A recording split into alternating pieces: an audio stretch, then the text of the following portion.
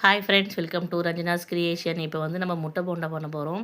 அதுக்கு வந்து 2 கப் கடல மாவு, 1 கப் அரிசி மாவு, 2 ஸ்பூன் அளவுக்கு கார்ன்ஃப்ளவர் மாவு, இது கூடவே வந்து இஞ்சி பூண்டு பேஸ்ட் 1 ஸ்பூன் போட்டுக்கலாம்.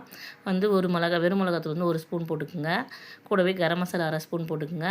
தேவையான அளவுக்கு உப்பு போட்டுக்குங்க. இது கூட கொஞ்சம் பெப்பர் போட்டுக்குங்க. பெப்பர் தூள் போட்டிங்கன்னா இன்னும் கொஞ்சம் நல்லா டேஸ்ட் நல்லாயிருக்கும். போட்டுவிட்டு எல்லாத்தையும் நல்லா மிக்ஸ் பண்ணிக்கோங்க. மிக்ஸ் பண்ணிவிட்டு அப்புறம் தண்ணி ஊற்றி நல்லா கரைச்சிக்கலாம். ரொம்ப தண்ணியாக கரைச்சிக்கினா முட்டையில் ஒட்டாது. அதனால் கொஞ்சம் திக்காகவே கரைச்சி எடுத்துக்கலாம்.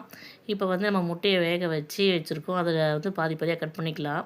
முழுசாக போட்டால் வெடிக்குதுன்றாங்க. அதனால் தெரியல, எண்ணெயில் போட்டு பட்டு பட்டுன்னு வெடிக்குது. அதனால் வந்து அப்பப்போ கட் பண்ணி போட்டுக்கிறேன். இப்போ பாருங்கள், எண்ணெயில் வந்து ஒன்று ஒன்றா போட்டு விடுங்க. போட்டு விட்டுட்டு ஒரு 5 மினிட்ஸ் கழித்து திருப்பி விடுங்க. ஏன்னா இது வந்து உள்ள மாவாக இருக்கும். அதனால் ஒரு மீடியம் ஃப்ளேமில் வச்சு திருப்பி விடுங்க. ஒரு 10 மினிட்ஸில் வெந்துடும்.